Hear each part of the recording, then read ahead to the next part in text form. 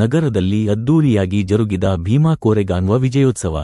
ಹೌದು, ಬಾಗಲಕೋಟೆ ಜಿಲ್ಲೆಯ ಜಮಖಂಡಿ ನಗರದ ರುದ್ರಸ್ವಾಮಿ ಪೇಟದಲ್ಲಿ ಅಂಬೇಡ್ಕರ್ ತರುಣ ಸಂಘ ಹಾಗೂ ವಿವಿಧ ದಲಿತಪರ ಸಂಘಟನೆ ನೇತೃತ್ವದಲ್ಲಿ ಭೀಮಾ ಕೋರೆಗಾನ್ ವಿಜಯೋತ್ಸವದ ಅಂಗವಾಗಿ ಡಿಜೆ ಮೆರವಣಿಗೆ ಕಾರ್ಯಕ್ರಮ ಹಮ್ಮಿಕೊಳ್ಳಲಾಗಿತ್ತು.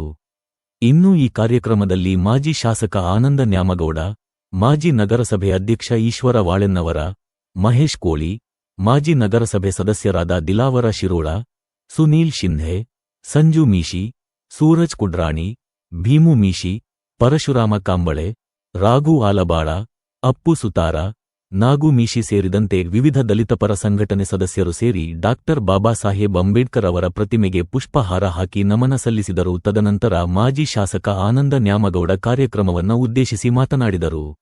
ಡಿಜೆ ಮೆರವಣಿಗೆ ಅಂಬೇಡ್ಕರ್ ವೃತ್ತದಿಂದ ಪ್ರಾರಂಭವಾಗಿ ನಗರದ ಪ್ರಮುಖ ರಸ್ತೆಯಲ್ಲಿ ಸಂಚರಿಸಿತು.